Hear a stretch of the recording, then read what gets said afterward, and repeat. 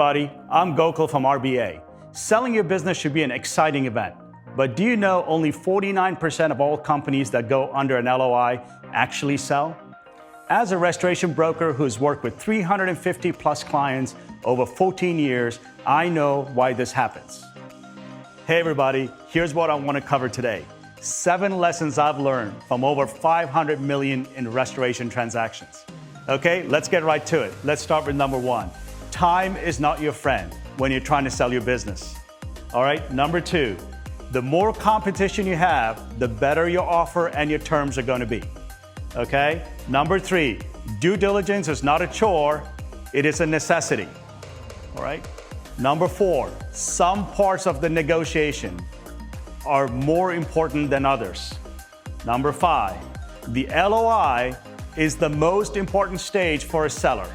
All right, number 6, strategic buyers will give you better offers than financial buyers. And last, number 7, understand leverage, understand the process and when you as a seller has the most leverage in a transaction.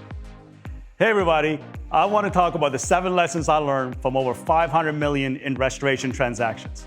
In my previous 2 episodes, we covered time is not your friend and we covered competition. In today's episode, we're going to talk about due diligence.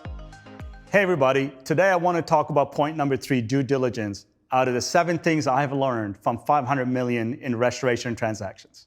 To be really honest with you, I think most of my clients would rather go have a root canal than go through due diligence.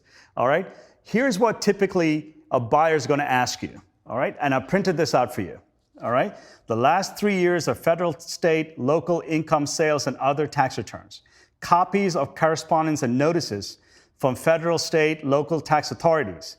Fixed asset schedule. Net operating losses and carry forwards. I can go on and you're going to have to get a cup of coffee and lunch and dinner and we'll go through all this 112. But here's the point of this, okay, that it's extensive and it's exhaustive. You're going to serve yourself really well if you understand the due diligence process or get an advisor that does. And get ready for this before you take your business on the market. That way you're not scrambling for this 112 items while you have a buyer sitting in front of you.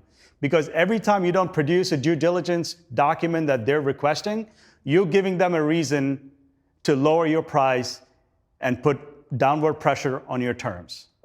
Selling your business is exciting and should be the pinnacle of your career, and it's complicated to get right.